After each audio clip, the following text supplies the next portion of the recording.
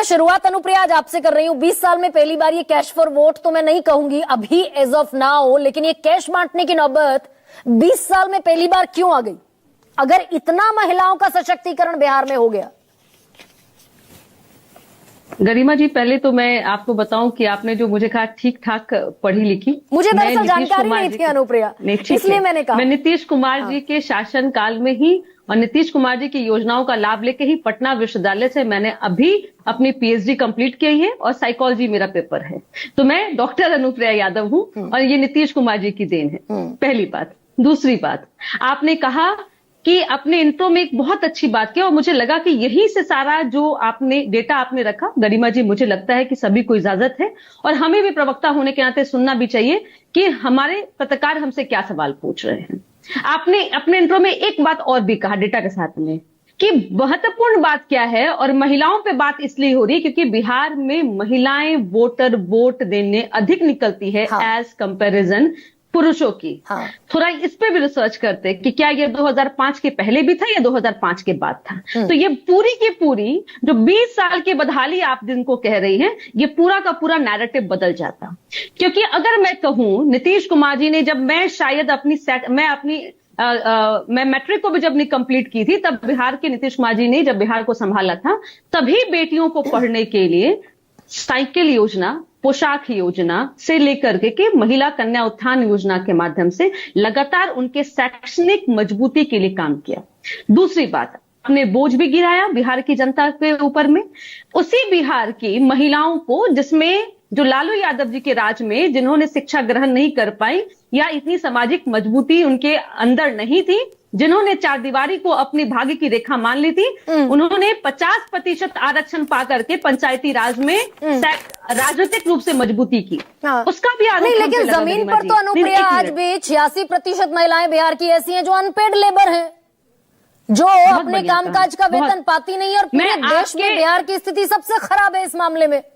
मैं आपके डेटा पे क्रॉस करने से बेहतर मैं माननीय मुख्यमंत्री जी की, नीतीश कुमार जी की जो जातीय आधारित गणना हुई है उस आधार पे ही मैं बात करूंगी।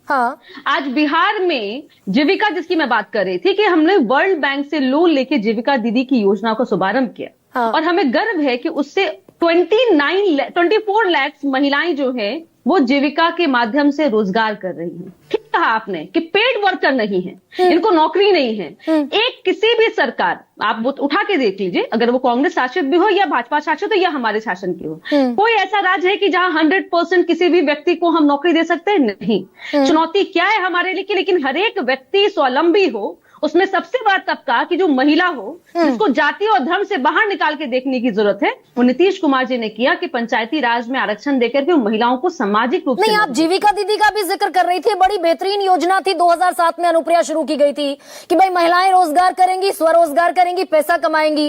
इन्हीं जीविका दीदी पर तकरीबन 1.25 करोड़ के आसपास जीविका दीदी है, इनके पास कर्ज, इनके ऊपर कर्ज चढ़ा हुआ है लाखों का।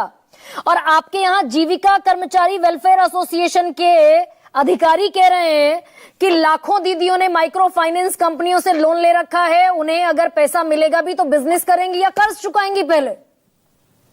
तो चलिए एक योजना और आप जान लीजिए गरिमा जी, मुख्यमंत्री जी ने जीविका के माध्यम से जो लोन उपलब्ध कराया है, जिसमें 10% उन्हें जो उनको पे करना था, उसमें नीतीश कुमार जी ने 3% कहा कि यह सरकार वेयर करेगी, आपको उस तरह 7% ही आपको वेयर करना है। नहीं तो लाखों का तो चढ़ा हुआ है ना अनुप्रिया उन्हीं जीविका दीदियों पर।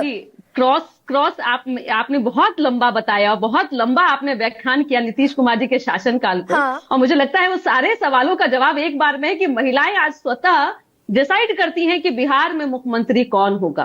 क्योंकि मैं एक छोटी सी एग्जांपल पे कहूंगी पहले कि आज बिहार में एक एक परिवार जिसमें 2 पीढ़ी की महिलाएं रहती हैं, एक माँ जो जीविका के माध्यम से स्वावलंबी हो रही है और एक बेटी जो 35% आरक्षण पा करके बिहार में नौकरी कर रही है। आपने डेटा बताया। नहीं तो अगर जमीन पर अनुप्रिया इतना काम हुआ, नहीं मैं यही तो पूछ रही हूँ, एक सेकेंड, अगर जमीन पर इतना काम हुआ तो वो चुनावी मौसम में ठीक 1 महीना पहले ये 10,000 रुपए डायरेक्ट कैश ट्रांसफर की जरूरत तो नहीं होनी चाहिए थी? फिर आपके हिसाब से महिलाएं सशक्त हैं बिहार की?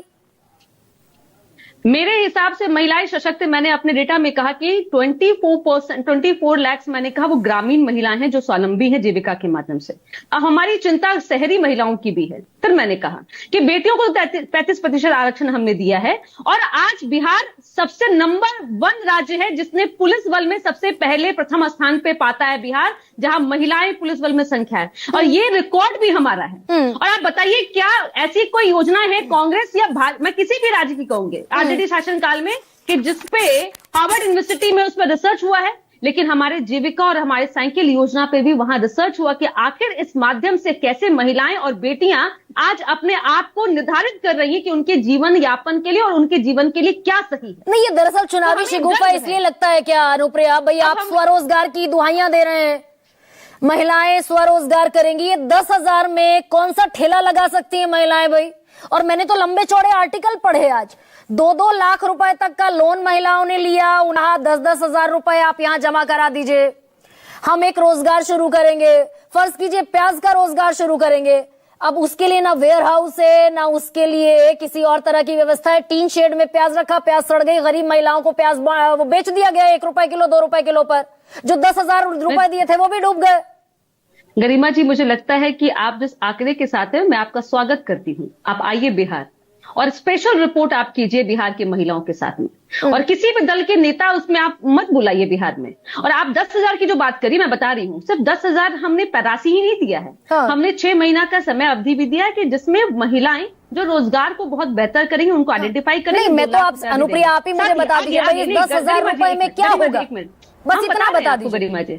हम बता रहे हैं आपको गरिमा जी, प्लीज। एक दर्जी की भी जो सिलाई कढ़ाई महिला होती है उसको अपने यहाँ सिलाई मशीन खरीदने के लिए भी पैसा लगता है। वो एक जगह जहां वो मार्केट खोलेंगे उस मार्केट का भी व्यवस्था नीतीश कुमार जी कर रहे हैं, और अक्टूबर से उनको वो जमीन और वो जगह भी मुहैया कराया जाएगा जहां बैठ के बतौर वो अपनी दुकान को खोलेंगे। अब 10,000 में आप ये बताइए कि कोई सब्जी का दुकान नहीं लगा सकता है? 10,000 में कोई महिला किसी तरह की डेली वेजेस की जो सामान है उसका रोजगार नहीं कर सकती है? बहुत आश्चर्य है गरिमा जी। और मैं आपको कहती हूँ, आपको इजाजत है कि आप आकलन कीजिए, लेकिन सही आकलन यह क्या है कि बिहार में महिलाएं जो है स्वावलंबी हुई हैं और बिहार की बेटियां अपने आप में बहुत गौरवान्वित हो रही है कि वो नीतीश कुमार जी के शासनकाल में। मतलब कुल मिला के ये चुनावी रेवड़ी अनुप्रिया आप कह रही हैं भाई, वो मुख्यमंत्री जो मुफ्त की बिजली देने को विधानसभा में खड़े होकर खुलकर मुखालफत करते थे, हम फ्री में नहीं देंगे, तो जिन्होंने आज तक 1 रुपए का कैश ट्रांसफर नहीं किया, वो आप ये कह रही है चुनावी साल में ये कैश फॉर वोट नहीं है, 10,000 रुपए एक साथ। अगर आप इसको रेबरी कहती हैं तो मुझे लगता है कि ये नाइंसाफी उन महिलाओं के लिए है जिसको स्वावलंबी बनाने का हम प्रयास कर रहे हैं। आप 2,000 कहती तो मुझे लगता है कि ये एक तरह से रेबड़ी है, क्योंकि 2,000 से आप जिसको कैलकुलेट कर लीजिए पूरे साल भर में कितना हो जाएगा, वो 30,000 से क्या हो जाएगा एक महिला का। और जो कि मैं एग्जांपल के थ्रू बता रही हूँ कि एक परिवार की 2 पीढ़ी की महिला, एक माँ जो स्वावलंबी है जीविका के माध्यम से, एक बेटी जो 35% के आरक्षण से नौकरी कर रही है, जो पूरी की पूरी अपने परिवार की मैं कह सकती हूँ जीवन यापन कर रही हो, जिसकी तनख्वाह दोनों मिला के 1 से 1.5 लाख रुपया हो गई है, आप उनको बोल रही है वो 2,000 पे बिक जाएंगी। अगर ये रेबड़ी है तो फिर आप पूछिए ना कर्नाटका में, आप पूछिए ना झारखंड में, आप पूछिए ना तेलंगाना में। कांग्रेस जो आज तो प्रियंका गांधी जी ने अपने वक्तव्य में कह दिया कि चिन्हित कीजिए उन लोगों को कि जो चुनाव के समय बाद आते महिलाओं को लेकर के, देखिए हमारे नेता नीतीश कुमार जी ने लगातार 20 साल के शासनकाल में लगातार अपनी योजनाओं के माध्यम से महिलाओं को, और अगर आप इसको रेवड़ी कहती हैं तो बताइए जीविका जब शुरू हुआ तो क्या उस समय चुनाव था भाई? अगर अनुप्रिया आप अपने ही आंकड़े में फंसने वाली हैं क्या आज? मैं बोलूं? मैं बिल्कुल। और मुझे बहुत प्यारी लगती हैं आप, मुझे आपका बात, और मैं ये सच में मतलब मैं आप देखती होंगी मैं अपने पैनल में किसी की प्रशंसा नहीं करती, मुझे आप प्यारी लगती हैं, मुझे आप भोली लगती हैं बेसिकली, और आपका जो सम्मान देने का तरीका है, आई एम रियली ओवरवेल्म्ड। लेकिन अनुप्रिया क्या आज आप अपने आंकड़े में फंसने वाली हैं? 2 करोड़, एक सेकंड रुकिए ना, 1 सेकंड, 2 करोड़ 70 लाख परिवार हैं बिहार में। इन 2 करोड़ 70 लाख परिवारों की हर महिला को आपका पैसा देने का 10,000 रुपए का प्लान है, और वोटर है 3 करोड़ 41 लाख महिला वोटर। तो बची कितनी महिलाएं भाई? अगर इतनी महिलाओं का सशक्तिकरण हो गया तो 2 करोड़ 70 लाख महिलाओं को पैसा देने की जरूरत क्यों पड़ी? गिनी चुनी बचनी चाहिए थी। आपने टोटल बताया 3 करोड़, फिर आप बोल रही हैं इसका मतलब है कि बाकी जो बची महिलाएं हैं हाँ। वो नौकरी कर रही हैं, वो बाकी बची महिलाएं रोजगार कर रही हैं, और जो छूट गई हैं, क्योंकि हमारे लिए प्राथमिकता पूरा बिहार है ना गरिमा जी, हमारे लिए अपने अच्छा, परिवार के 2 बेटे 2 बेटियां प्राथमिकता मतलब नहीं ना है। 80% कि हमारे महिलाओं अपने को बच्चों 10,000 रुपए राजनीतिक देने रूप की से- जरूरत है, 80% से ज्यादा महिलाओं को 10,000 रुपए देने की जरूरत है।